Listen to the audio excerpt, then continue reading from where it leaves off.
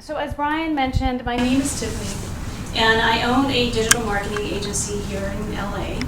And we just surpassed our 6-year anniversary. So while I'm a small business, I'm on the trajectory of being a medium-sized business, which I think some of you are already at that point, which is pretty cool.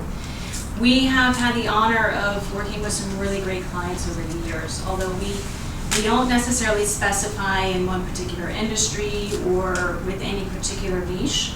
We do have small business clients, we have medium clients, and we also have some really large clients. So Sony, Samsung, Nestle, and Waka are some of our clients as well. So through my experience of working with those clients, what I wanted to bring to you today is that there are some basics that you can learn that are really the foundation of any really very strong digital marketing plans. Like how many of you, I've seen all of your websites by the way, but how many of you embrace digital marketing in your business today? Like you really are like, Can I ask a question? please. That's really dumb. Sorry. No, What is no. digital marketing? We're going to talk about that today. I don't know if I incorporate it or not. We're going to talk about it today, actually. That's actually a very good question. And I should say, since we're an intimate group, I really love intimate groups, we have the time in order to be collaborative. So if you have questions like that, or hey, I tried that, it didn't work for me, you can tell me some pointers why, or if you just want to give some general feedback that benefits the greater group, then let's please make sure that we take advantage of that. So where was I? So anytime I meet with a prospective client or an existing client, there are really 4 tenets of their digital marketing plans that we look at as an agency. Whether you're Nestle or whether you are, mom and pop sandwich shop, we always look at these very 4 tenets of your business from a digital marketing perspective. Let's see if this is fun. So today, what I'm going to review with you are these 4 tenets, right? So it's the foundation of what you should be doing from a digital marketing perspective, right? You don't want to build a house without having your blueprint. And the same holds true when you look at digital marketing as it relates to your own business. So the first one is we're going to talk a little bit about planning, which sounds really boring, like, oh my gosh, you came here today to talk about planning. But I can show you how just with a little bit of planning, you can actually fine tune and make sure that your digital marketing efforts are firing on all cylinders. We'll talk about your websites. So as I mentioned, I look at all your websites here. So if you have any questions for me or comments about your website, please feel free to do so. The website, your website should still really rule in your digital marketing universe. So we'll talk about that. I'll talk about content marketing, which is a big buzzword right now. Everyone's talking about content marketing. So how can you use it in your own business to make sure that you're achieving your objectives? And then we'll touch on social marketing a little bit as well. So I know that digital marketing and digital is this broad landscape. There's so much that can be covered in the digital marketing world. But these are really the 4 tenets that I focus on with any and all of my customers. This is where we start. So my goal for you is that instead of giving you something strategic and giving you a bunch of percentages and numbers that don't necessarily apply directly to your business, is that you can leave here today saying, all right, I learned today with content marketing, we need to make sure we're focused on maybe email a little bit more. So let's start to sharpen our pencil a little bit as it relates to email marketing. So hopefully you'll have some practical, tactical items coming out of this meeting today that you can start to apply almost immediately. All right, so planning. Sounds really boring, but I can't tell you how many times I go into a client and I ask them, well, what's your digital marketing plan? Let me review it with you. And I get some kind of a response like this, like, we're trying YouTube and we're trying Pinterest and there's this new thing called Vines and it's 8-second versions of YouTube. And so this is a frequent conversation that I have. I just had this conversation actually with, and this doesn't leave the room, with Yes. right? So medium-sized Yeah. company. But they asked us to come down to Orange County and look at one of their products and look at what they're doing digitally to try and promote this new product that they have. And it was this was the exact conversation that I had with them. Why are you on YouTube, or why are you on Pinterest? Is that where your target customer is? And they really didn't have an answer. They just kind of were throwing anything up on the board and see what stuck.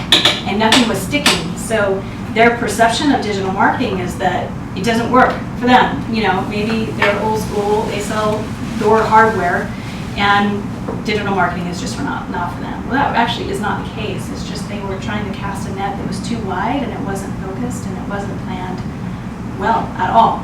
So, you know, what I told them, which is what my stepson tells me all the time, he's a sergeant in the U.S. Army, it's been drilled into him these 7 Ps of planning, right? So proper prior planning prevents piss poor performance. And I tell all my customers, you've got to have some kind of a digital marketing plan. It's actually on paper, so everybody can read the paper and actually start moving in the same direction, moving forward in the same direction.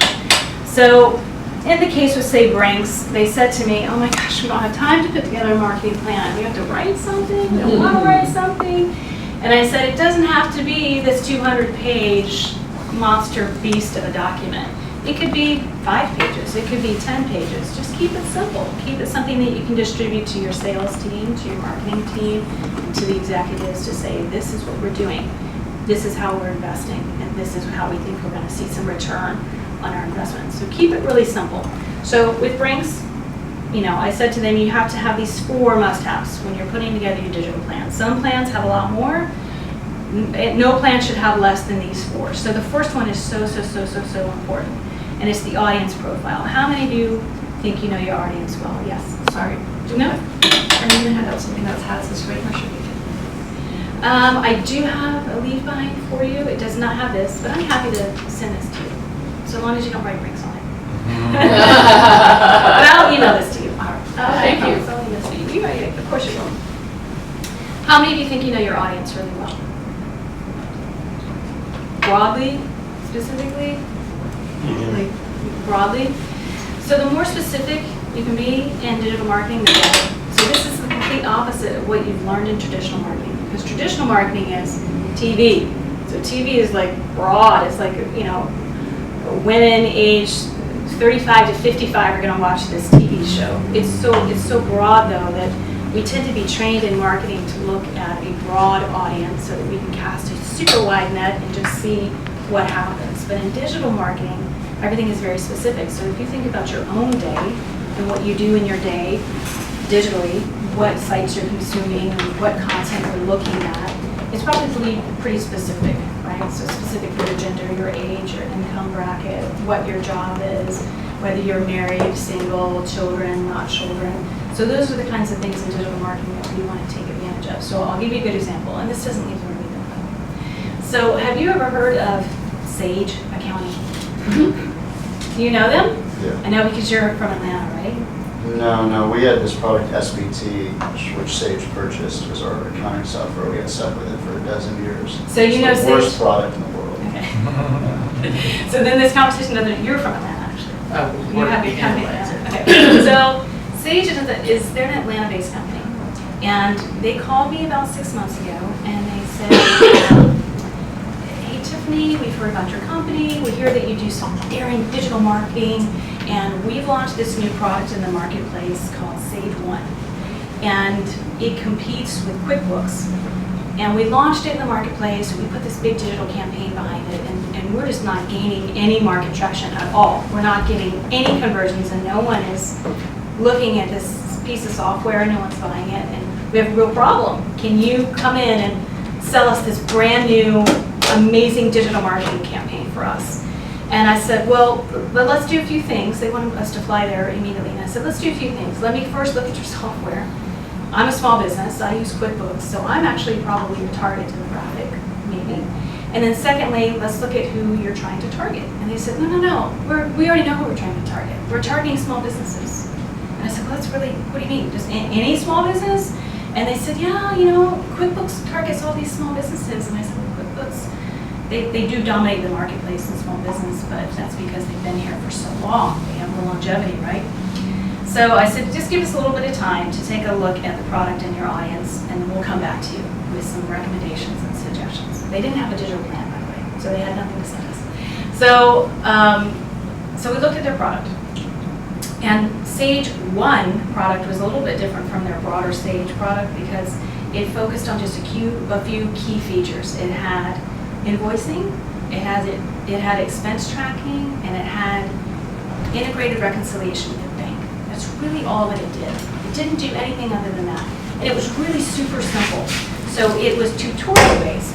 So when I went and loaded the software and looked at it on a machine, it said, hello, the first thing you need to do is set up your ledger. What is your business name? How much money do you have in the bank right now? Okay, the first thing you're going to do is send an invoice. Click here to send an invoice. So it was very, very basic. It was almost sophomore, too sophomore for my business, right? Because it's a small business.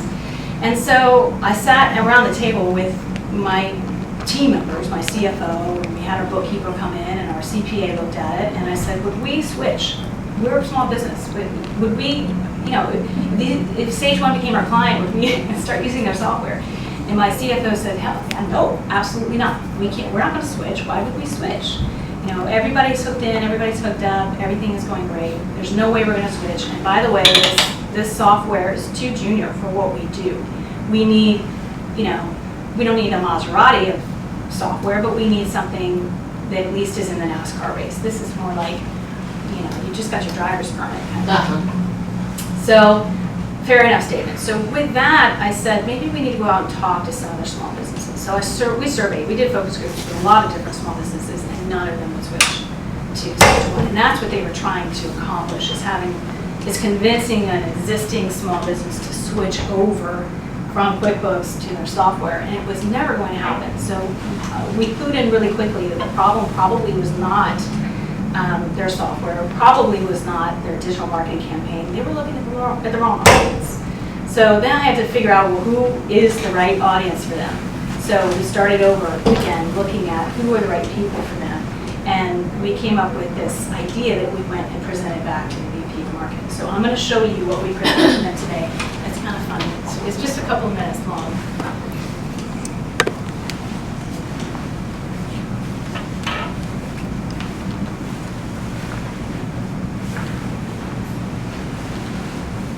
This is what we showed them.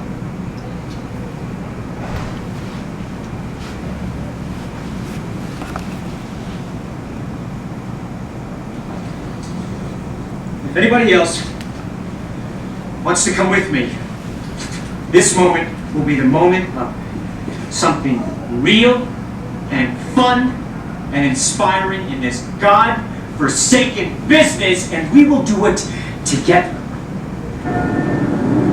Pete, we're starting a new agency. We're here to talk to you about joining us. I want to be a partner, and I want my name in the lobby. There's not going to be a lobby. Still waiting on that heifer, William. Fuck you, fuck you, fuck you. You're cool. Fuck you, I'm out. I'm going to start my own paper company. You're starting your own paper company? Yeah, why? Can you believe? Because I know paper. I know everything there is to know about paper. Do you know that the industry is in decline? Yeah. Oh God, I practically invented decline, right? I know paper. I know how to manage. I have a name. Close your eyes. No, I did that before. That is nothing. I'll close it. Okay. All right. Michael Scott Paper Company. You want to be a part of this? This is a place of business. Not for me, not anymore. What does that mean? It means take it. Take it all. Take the company. Take your shares, take mine. I don't give a fuck. The only thing you can't take is this picture of my family and my lucky horseshoe. Yeah, but I think you'll find that by contract you're expected to give at least 6 weeks' notice. Ah, yes, well, I thought with the company being in so much trouble and all, you wouldn't really miss the person who waltzes in a see-through top and fannies about with the press releases. You have part of my attention. You have the minimum amount. The rest of my attention is back at the offices of Facebook, where my colleagues and I are doing things that no one in this room, including and especially your clients, are intellectually or creatively capable of doing. Who's coming with me? Who's coming with me? Who's coming with me? Right, so this is their guy, right? So, we had to go back in and convince them you're not actually trying to, You're not going to be successful if you try and convince a small business owner that they need to switch over. You need to actually target Jerry Maguire, right? Like, I'm out of here, screw this, I'm going to go start my own agency, right? So it's the solopreneur, it's the entrepreneur, it's mompreneurs. It is just the independent loan contractor that decides, I'm going to give this a go on my own, and if it grows into something great, awesome. So this guy, Jerry Maguire, and Michael Scott from the Michael Scott Paper Company has no idea about accounting, AR, AP, looking at a ledger, like I don't even know what to do with this ledger. So the Sage One product is very specifically right for that particular profile, for that particular guy. So we went back in and showed them this, and they said, oh my gosh, I think you're right. All right, we need to go back to the drawing board. And so we went back and went through this process of creating a digital campaign for them, which is actually going to be really cool. You haven't seen it yet, but it's targeted specifically towards males that have this kind of bravado of, I'm leaving my company and I'm starting something new and I'm going out on my own. So the campaign, and don't tell anyone this, is don't run a bad business, run a badass business. And it's got, there's a guy and he looks like this, and he's got a suit and a tie on, but he has tats all over his arms. It's pretty cool. So we'll see. It hasn't come out. But it's going to. So I think that I'm just driving home this point of your audience, knowing who your audience is, because it's so important. And everything else we're going to talk about today, actually, if your audience is wrong, it's not even going to line up. So you're not going to see success unless you really truly know who your audience is. So that's the first digital plan was to have. The second one is a SWOT analysis. It's funny, were you guys looking at this today? Yeah, you got to it yet? Yeah, it's here when we got here.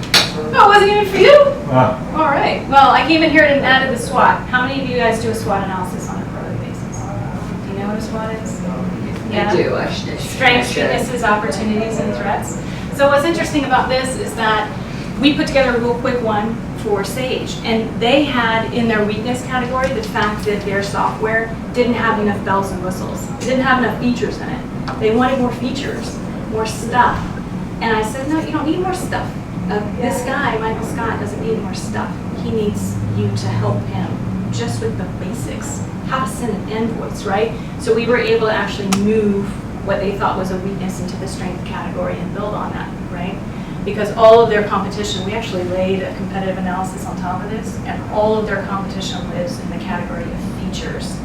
If QuickBooks has 1,000 features in it, like, why does Michael Scott care? He actually doesn't. He just cares that, hey, I'm a badass and I'm gonna go out and start my own business. Can you tell me how to send an invoice because I have no idea, right? So making sure that you do a SWOT analysis within your digital marketing plan is really important, right? So and revisit it. What you had 6 months ago may be relevant today, it may not. So at least take a look at it and say, either we're serving a new customer today and it's changed our business in this way, or we have a new feature, or we have a new service that we're providing, and here's how it's impacting our SWOT analysis. Okay, number 3, marketing objectives. It sounds really basic, but we have a lot of clients who I ask them, listen, you just need 2. You really only need 2 marketing objectives. You need quantitative objectives with regards to digital. Quantitative is that which you can measure, obviously, right? So how many likes, how many shares, how many clicks, how many impressions, how many conversions are you expecting to get out of this campaign? What kind of quantitative change are you expecting by investing in this? Put a number out there, and it can be a big ass hairy goal, what they call that bags, and you can say, this is what we are trying to target. I want 50 new conversions this month. I want 50 phone calls coming into my sales team, right? You put it out there so that you make sure that everything else you do is stacking up to that. Some goals are more qualitative, especially in terms of, say, Sage. They were trying to completely rebrand themselves. So now they're going through a rebranding process with Sage One.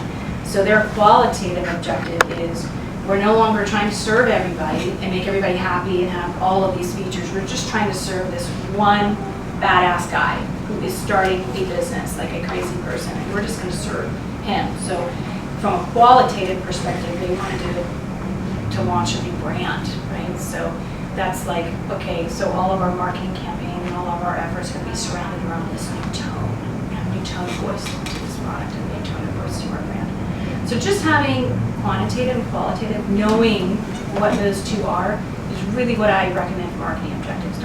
Don't get too hung up trying to outline 50 pages of marketing objectives. Just stick to those 2. And then the last must-have in your digital plan is some kind of a budget. There's only 3 line items: people, time, and money. So who in your organization, people-wise, are you going to assign to this task, and how much time are they going to be spending on it? Which is number 2, which is how much time do you want to spend on this, but people time. And if you're trying to launch a digital campaign in less than 90 days, without it running for at least 90 days, you're not going to get a lot of traction. It takes at least 90 days for something to start building some momentum. So it's going to be at least 90 days plus.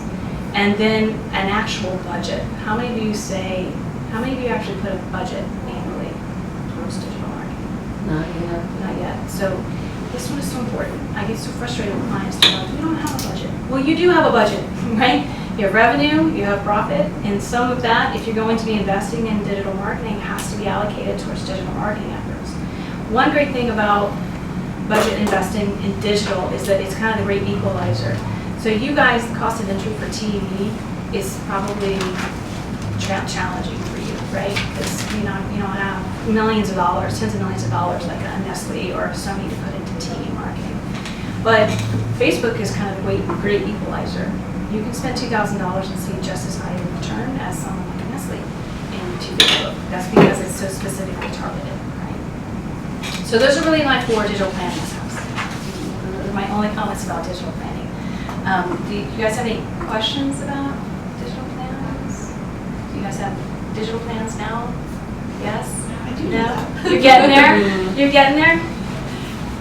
So just some things in place. Yeah, just incorporate just start with these 4, and you're going to be in a really, really, really good place. More so than even someone like a Bryce who's doing 50 million annually. That doesn't make it. All right, so the next tenet that I review with my clients when look at their digital marketing is their website. Websites are not a thing of the past. They are still the sun in your digital universe.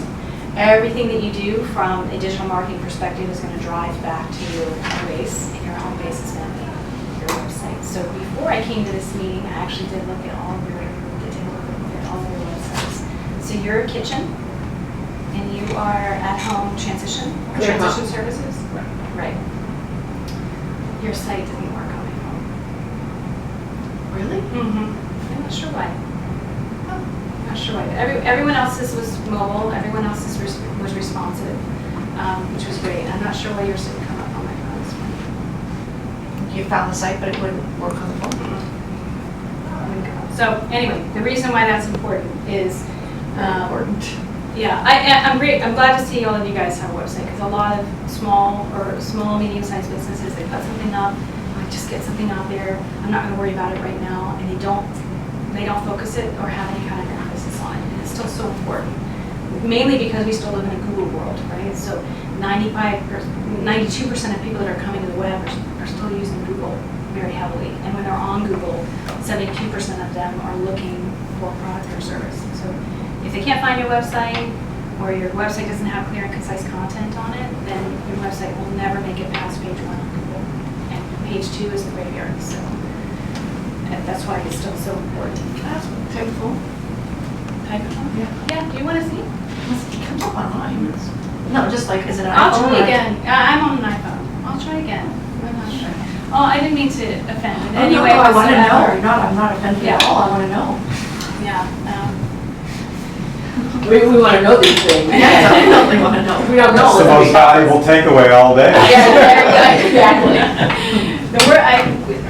For years in our business, I mean, I've built thousands of websites. For years in our business, I'd walk into a client and they would say, what's wrong with you? Your website's not very good. And I would always say, the cobbler's daughter has no shoes. And then I would walk out of the meeting like, I have no excuse for why. Other than, really, it is true, I work on everybody else's site but our own, and then I finally stopped and said, I need to focus on our own site. So we've just completely overhauled it with all these points I'm about to give you today about what your website should contain. So 4 things. I'm on this path of 4 today, right? So if your website is not revived and fresh and it looks like something that's antiquated and outdated, it sets the wrong impression and the wrong tone about your brand and about the service that you provide to your prospective customers. If you have you're not giving love to your site, then why would a prospective customer believe you're gonna give love to them and to their site? That it just holds true, no matter how many times I try to convince myself in my business. Otherwise, you have to give love to your site constantly, all of the time. Brian and I have this conversation all the time. So make sure your site is revived. It needs to be responsive. That probably goes without saying. If it's not functioning on a mobile device, on a tablet or an iPhone, Google will actually dump your ratings. So they just updated their algorithm at Google. Yeah. If you don't have a responsive website, forget it. You won't even show up anymore on their search results. So, and then making sure that your content is relevant, right? So if you have case studies or you have testimonials on your site that, or photos on your site that are a year or 2 years old, you're not serving yourself well. You're not even serving your prospective customers well. So making sure that you're taking time to tend to your site is like a garden. You have to water it, you have to feed it, you have to make sure that it has all that it needs to continue to flourish. And then lastly, clear and concise content. Somebody needs to be able to come to your site and within 15 seconds or less know who you are, what you do, and what service or product you're offering them. 15 seconds or less is what they get. So if they have to do a lot of reading, if they have to do a lot of digging or clicking, you're going to lose them and they're going to fail on you. So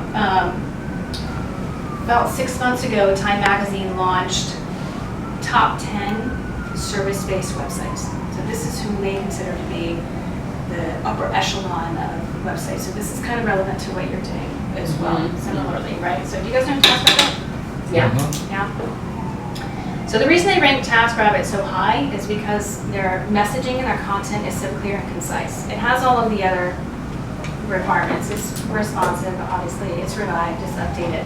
But they get the highest ranking for being so relevant and clear and concise content. So if you've never heard of TaskRabbit, you're a busy mom, and you don't have time to complete some sort of task in your house, organizing your books on your bookshelf maybe, you can come to this website and really quickly see within 15 seconds or less. This is for me, I'm a very, very busy mom, someone trusted is going to come into my house, fix the books on my bookshelf, and I'm going to be smarter. My friends are going to think I'm a smarter person. So it's very quickly and easily digestible, right? So all you have to do is describe what the task is that you have. You can go in and pick the person that you want to come to your house, and then you live this great task-free life, right? So this is why they got this very, very high ranking.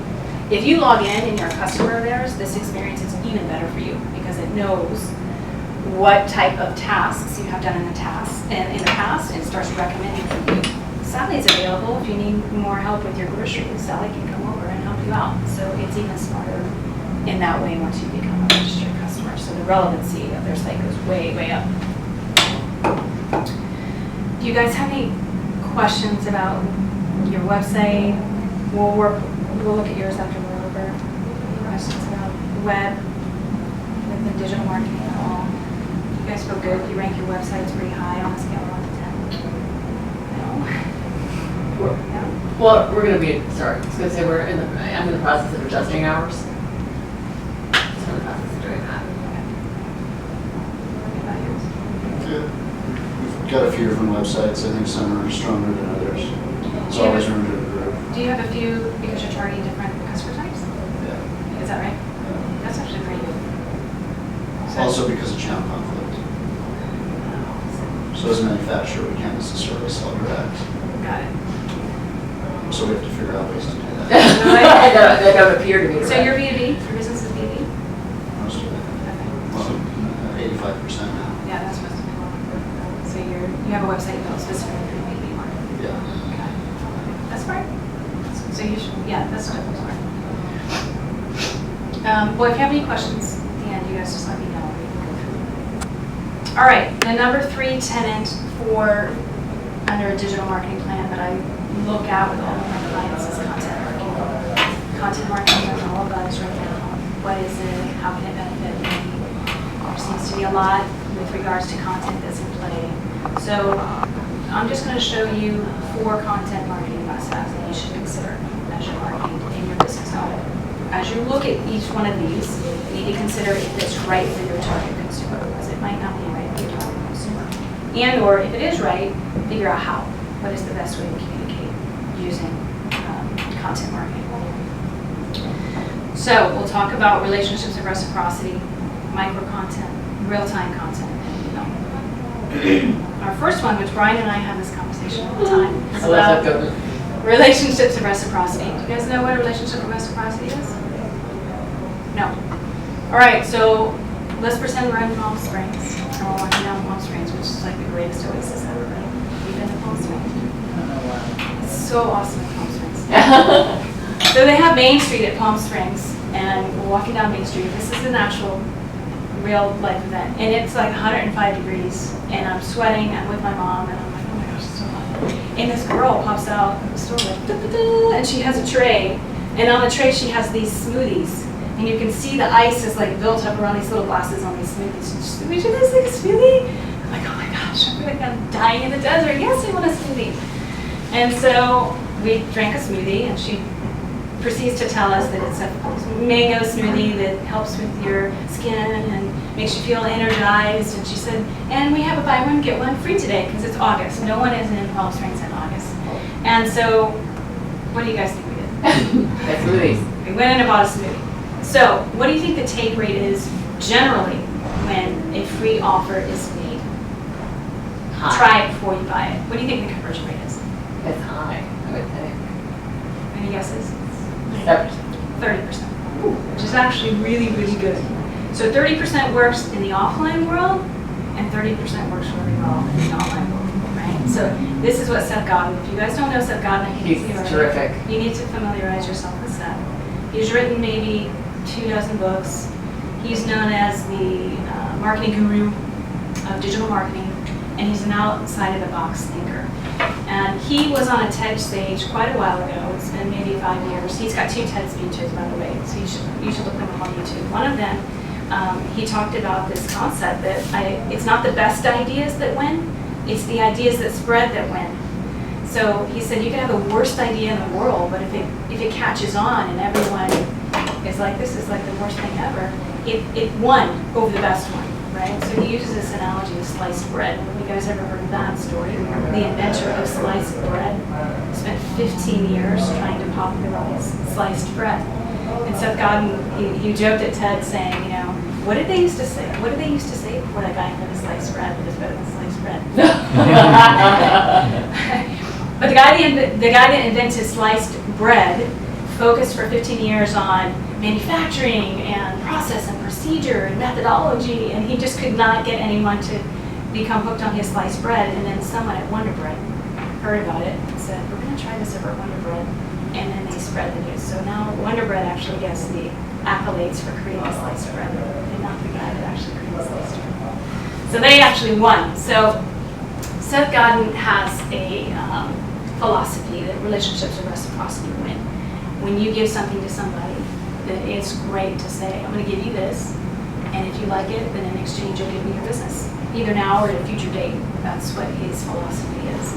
So this worked at the smoothie store because I bought something from them and befriended them, which is great. And anytime I go to Palm Springs now, I make my way to the Mango smoothie store.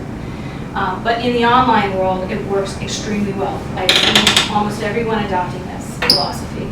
So they marketers tend to give something away. So QuickSprout is a marketing educational online service. So this team of folks release new content marketing concepts and educational ideas all the time.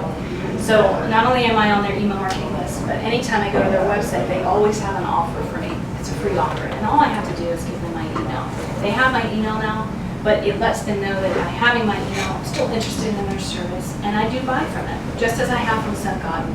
So Seth Godin is the king of giving away ebooks. And his ebooks are chapters of his most popular book that is on the market right now.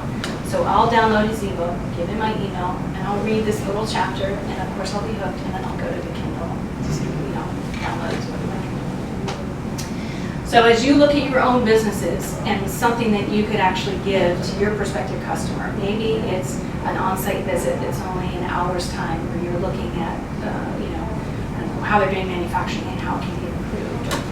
If you're having an hour-long consultation on the phone with somebody about the transition that their parent is about to take in their life, something like that. There are things of value that we can offer people that don't take up a lot of our time, that aren't necessarily too expensive for our bottom line to handle, right? So if you want to integrate a relationship or reciprocity approach to gain new customers, this is going to be a great way to do it. So here's some points I have for you if you're going to consider this. The first one is give them something of value. So it has to be definitely relevant, but something of value, right? So in your case, because you own the kitchens, right?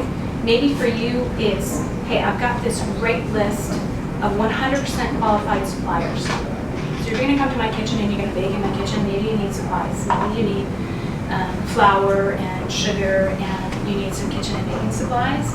Not sure who to use. This is my list of qualified suppliers. Download it here and it's yours for free. Something like that, right? All I need is your email. And people will expect, okay, well that's really valuable. I am going to use your kitchen. I don't have the well-known suppliers that I'm going to use. Hey, thanks, that's really awesome. And then you get their email. So always, it's okay to ask for something in return. Provide just enough detail to intrigue them and convince them. What this means is, in those 2 sentences of what you're describing you're going to give them, tell them their problem and how your thing is going to solve it. So in your case, it would be, need better sugar prices, or need better sugar or better supplies? My list here is going to give that to you. I have that for you. Top 20 suppliers in the West LA area, something like that. Remind them that it's free. This here says free 4 times. There's not a lot of content in here, but a lot of it is free. It's bolded, it's underlined, it's all kinds of different colors. Free, free, free, free. So remind them that you are giving them something for free because you care about them. And then lastly, make sure that the call to action is really clear. Okay, I just send them my email and do this. Then make sure they get their free item, of course, whether it's a phone call or a downloadable form or a video, maybe something like that. Make sure that you include these things with your offer. So this is great. I highly recommend this. I did this yesterday for a prospective client. I told her I'd meet with her for an hour. Met with her an hour, and today we were signing a contract. So this actually really does work. Okay, so the second item that I work with clients about with regards to content marketing is this idea of micro-content. Ryan and I have talked about this a lot as well.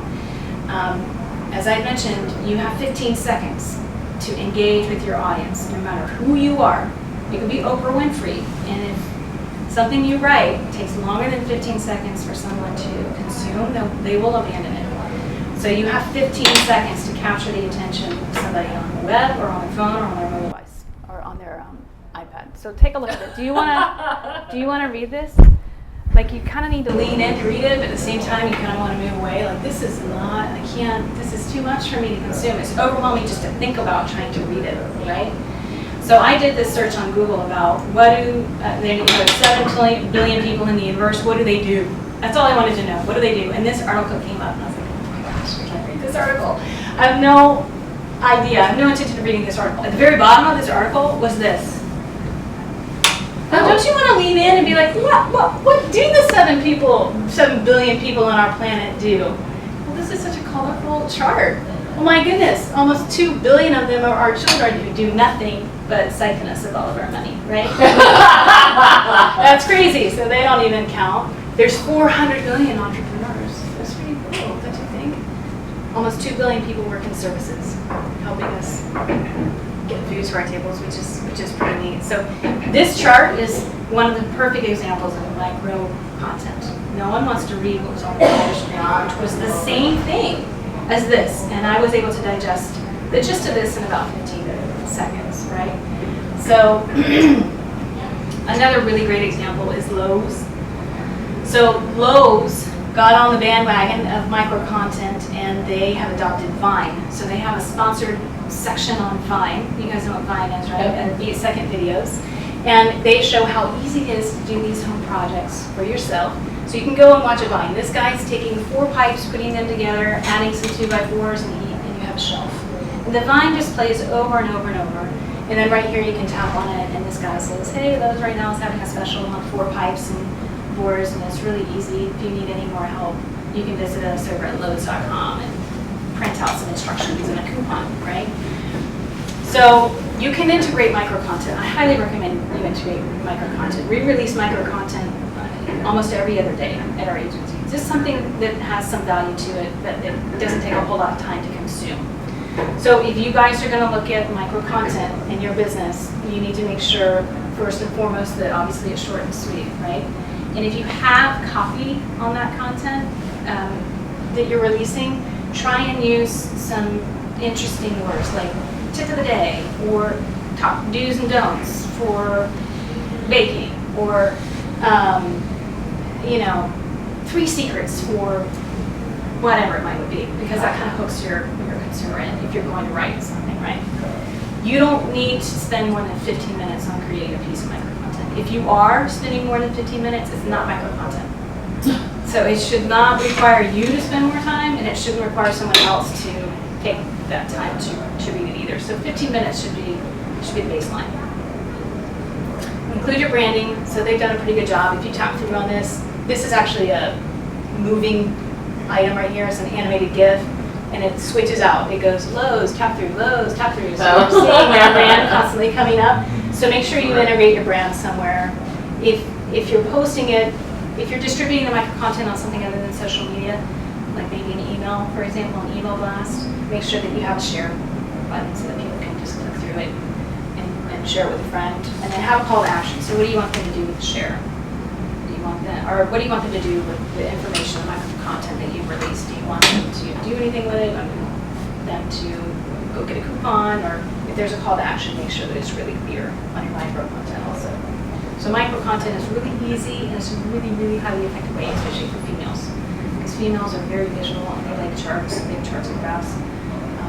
So if your audience is primarily female-based, then micro content is definitely going to be for them. Okay, another tip for content marketing.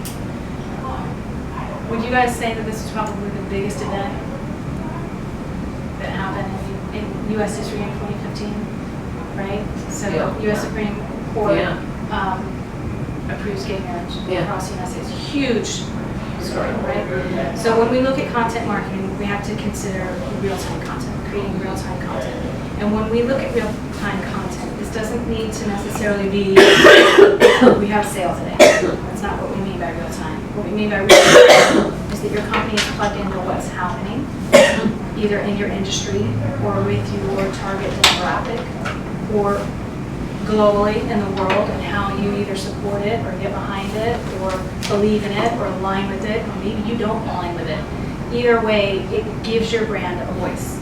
So take into consideration when you put together your marketing plan, real-time content, which is difficult to plan for, but make sure that you have the flexibility to plan for it. So when the U.S. Supreme Court made their announcement, what do you guys think happened in the brand world? Rainbows. All over everywhere. Everywhere. That's exactly right. Here's what started happening. All these global brands came forward and said, we're in support of what's happening in our culture right now. This was a significant statement about our society. And so whether you're Absolute Vodka or Colonel Sanders, this one is great. That's so funny. When I first saw this, this one wasn't a part of it. It was just this one. It was just these two guys, and I was like, I don't get it. I don't understand this ad right here. And I was like, oh, wait a second. What is that? I can't see.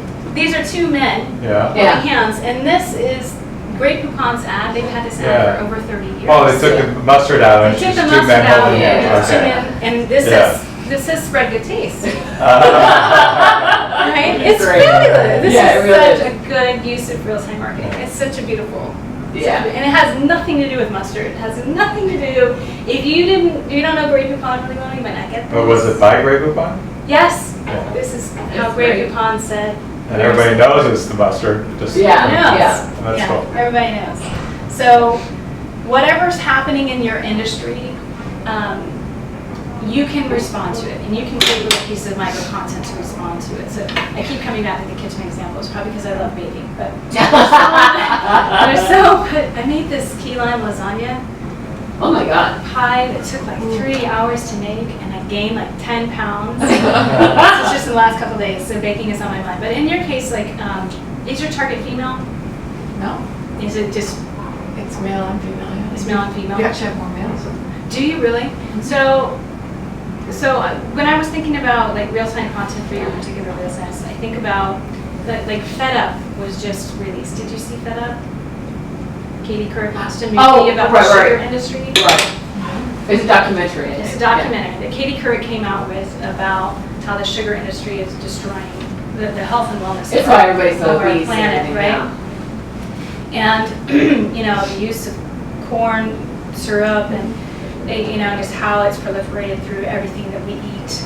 And something like that event was, a lot of brands started responding and reacting to this new movie coming out about fed up and about sugar. So that's a good real-time marketing opportunity that maybe you might have in your business where you can provide educational information about, I don't know, baking in some way that could be relevant to your particular customer base. Just kind of knowing what's happening beyond just what's in your business will help you be a thought leader in your business is really what real-time marketing is about. And then lastly, when we look at content marketing, I know people are like, email is dead. Do you guys feel that? Do you use email? Do you Oh, yeah. like email blasts?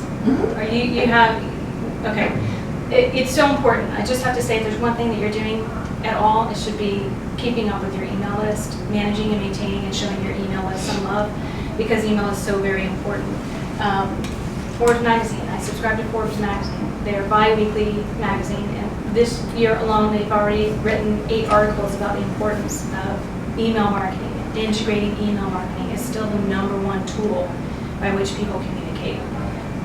Be it, you know, administrative messaging, be it couponing, referring, you name it, email is still #1. So making sure that email is integrated into your digital marketing plan as a way that you're distributing micro content, as a way that you're establishing relationships of reciprocity. You have to use email unless you're doing a downloadable form, but generally if somebody wants something from you and they give you your email, use their email. You know, they're kind of expecting it now, and they can always unsubscribe, and that's fine too. They're not your customer, so you'll focus on the customers that are still subscribed, right?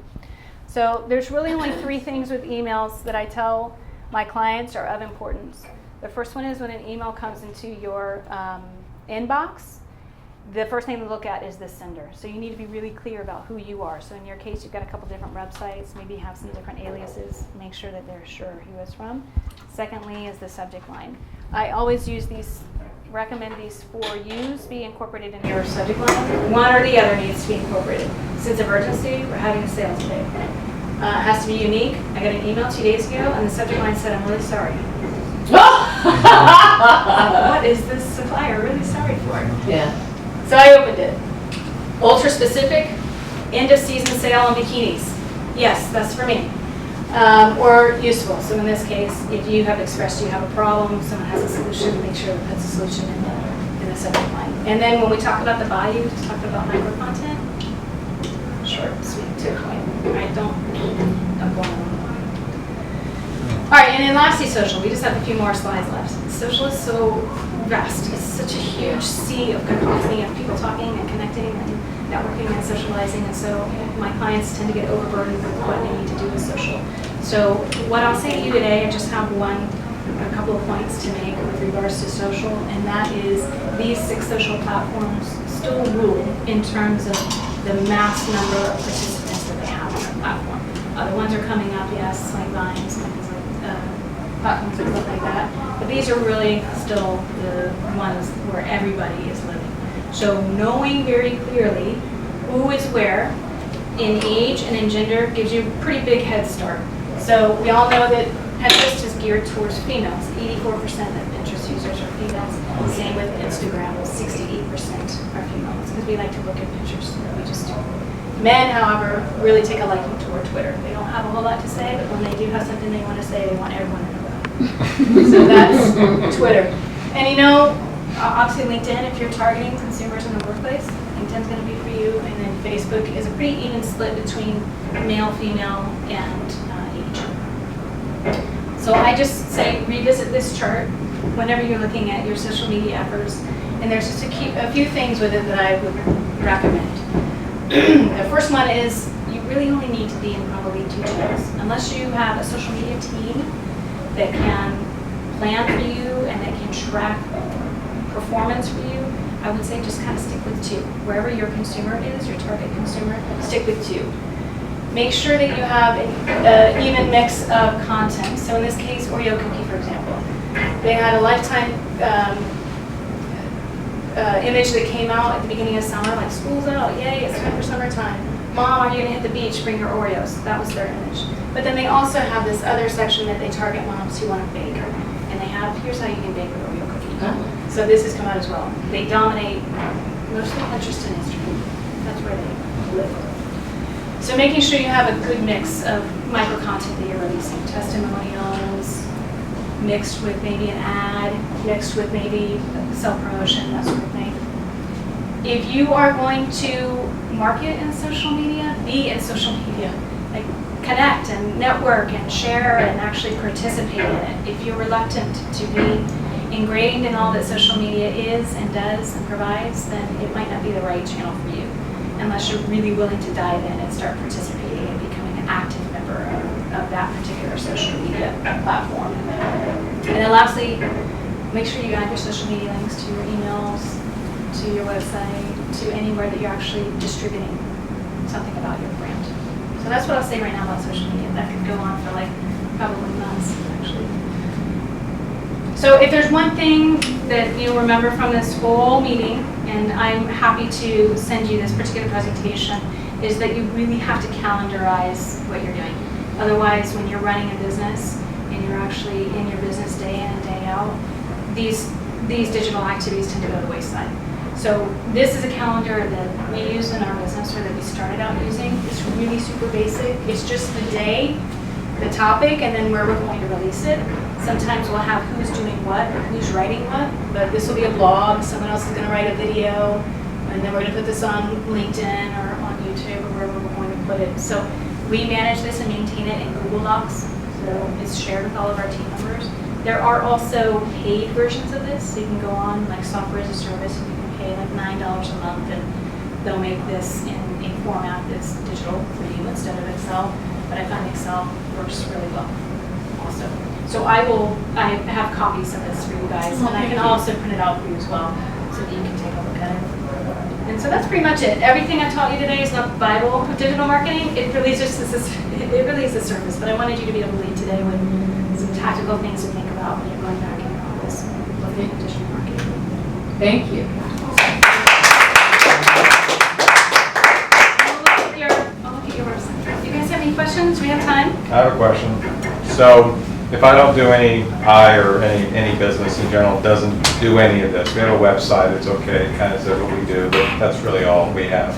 And then we decide to improve our website, do the content marketing, do the social media, and do it properly the way you described.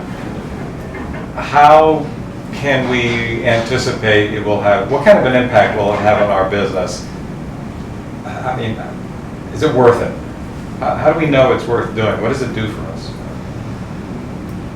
So I think it's absolutely worth it. I've seen it worth it. You have to keep in mind time.